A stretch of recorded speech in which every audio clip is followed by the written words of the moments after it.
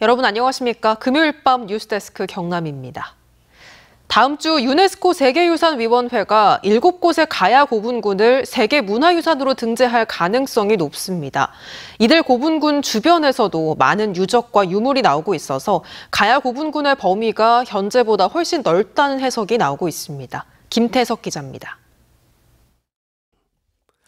하만 마리산 고분군의 북쪽 진입로 부근, 사만시대 널무덤, 삼국시대 덧널무덤, 돌덧널무덤, 돌방무덤이 모습을 드러냅니다.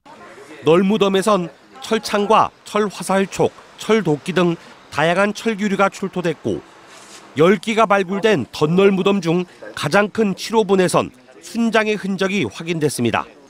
돌방무덤에선 은제 허리띠 장식이 나왔습니다. 1920년대 경전선 철로가 개설되면서 개발 행위가 많이 이루어져 알 수 없었던 고분군의 범위가 확장된 겁니다. 유산구역으로 지정된 범위 바깥쪽으로도 좀 더 많은 유가 있을 가능성을 제시하게 되었고 향후로 이 고분군의 원형적인 모습을 복원해 나가는데 아주 중요한 자료가 될 거로 생각하고 있습니다. 고성 송악동 고분군 핵심부의 북쪽, 직경 25m 안팎, 높이 2.3m의 대형 고분에서 매장 주체부 주변으로 돌 덧널무덤 2기가 발견됐습니다. 한 고분 안에 여러 개의 무덤이 들어있고 선봉토 후 매장이라는 방식도 송악동 고분군의 특징과 같습니다. 봉부는 다양한 성질의 흙 덩어리로 구획을 나눠 쌓았습니다. 소가야 고분들은 흙을 어느 정도 쌓은 뒤 상층부에 매장 주체를 넣는 축조 방식을 보이고 있습니다. 일대 고분군들 모두 비슷한 양식을 띠고 있습니다. 해로를 통한 가야 각국과 또 육로에서 오는 물량들 이런 것들을 일본이나 중국하고 관계되는 해상 거점 지역이거든요.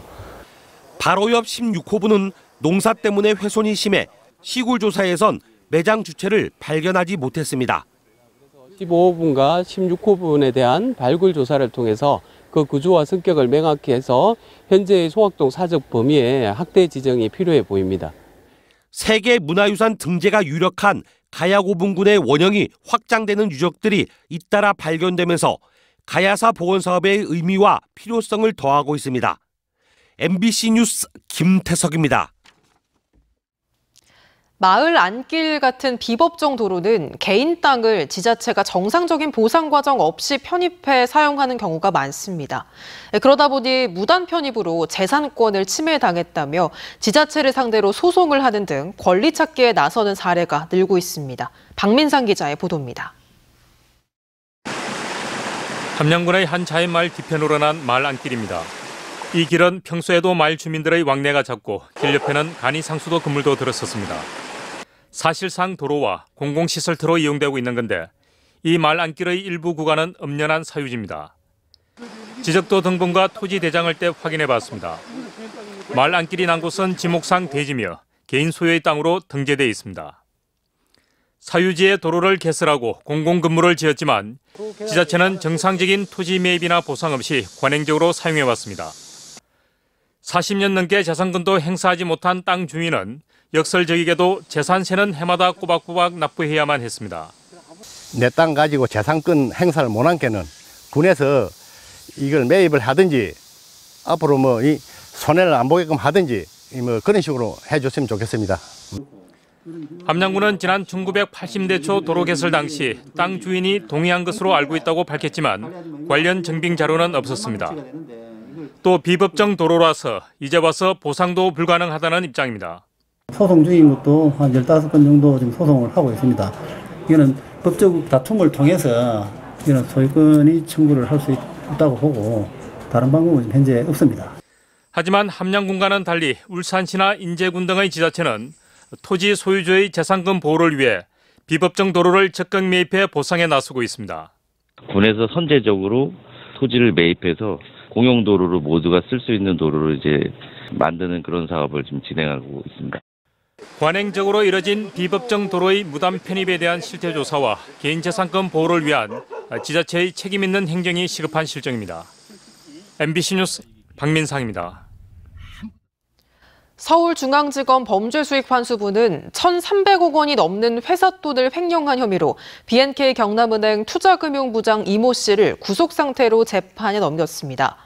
검찰에 따르면 이 씨는 지난 2016년 8월부터 5년여 동안 경남은행이 보관하고 있던 부동산 프로젝트 파이낸싱 사업 시행사 3곳의 대출 원리금 상환자금 699억 원을 횡령한 혐의를 받고 있습니다. 이 과정에서 시행사 명의의 출금 전표를 11번이나 위조했고 횡령한 돈은 가족이나 유령회사 계좌로 보낸 것으로 조사됐습니다. 이 씨는 또 2019년 7월부터 지난해 7월까지 시행사들이 추가 대출 실행을 요청하지 않았는데도 위조한 추가 대출 신청서를 통해 대출을 하는 등 688억 원을 횡령한 혐의도 받고 있습니다. 창원지법 마산지원 형사 2부는 지난 6일 지방선거 기간 선거 후보자가 선거 관계자에게 금품을 지급할 수 없다는 걸 어기고 자신의 운전기사에게 150만 원을 준 혐의로 기소된 이장우 국민의힘 경남도의원에게 벌금 80만 원을 선고했습니다. 재판부는 운전기사가 일정에 맞춰 수행원 역할을 한 점 등을 고려했을 때 선거운동에 관련한 업무를 한 것으로 인정된다고 양형 이유를 밝혔습니다. 다만 선거운동 기간 전에 명함을 돌리고 지역의 한 산악회에 20만 원을 기부한 혐의에 대해선 무죄를 선고했습니다. 홍남표 창원시장이 최근 폴란드에서 열리고 있는 2023 국제방산전시회에 참석해 창원 지역 방산체계 기업들과 대중소기업 동반 성장을 위한 상생협약을 잇따라 체결했습니다. 이에 따라 창원시는 폴란드에 무기를 수출하고 있는 체계 기업들이 중소협력업체들과 수출 판로를 개척하며 동반 성장할 수 있도록 행정력을 지원하기로 하는 한편 폴란드의 대표적인 방산도시 포즈난시와 국제우호도시 협약을 맺기도 했습니다. 농촌 지역 어르신에게 맞춤형 복지 서비스를 제공하기 위한 농업인 행복센터가 고성농협에 문을 열었습니다. 오늘 열린 현판식과 제막식엔 농협조합원과 자원봉사자 등이 참석했으며 농업인 행복센터엔 앞으로 자원봉사자들이 상주해 어르신 전화 상담과 말벗 서비스 등 다양한 맞춤형 복지 서비스를 제공합니다.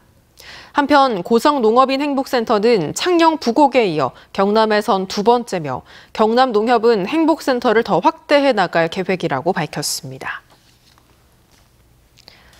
경남 마산 로봇랜드가 개장 4주년을 맞아 다양한 행사를 개최합니다. 로봇랜드는 내일과 모레 35만 명의 유튜브 구독자를 보유한 부산 나타라자 아카데미의 공연과 마술쇼, 불꽃놀이 등의 다채로운 행사를 엽니다. 또 이달 한 달 동안 개장 4주년 맞이 다양한 프로모션 행사도 진행합니다. 함양군 채용박람회가 오늘 상림공원 산삼축제장에서 열렸습니다. 20여 개 지역업체가 참여한 이번 채용박람회에서 구직자들은 개인별 맞춤 컨설팅 등을 통해 일자리 찾기에 나섰습니다. 경남 소식이었습니다. 함께해 주신 여러분 고맙습니다.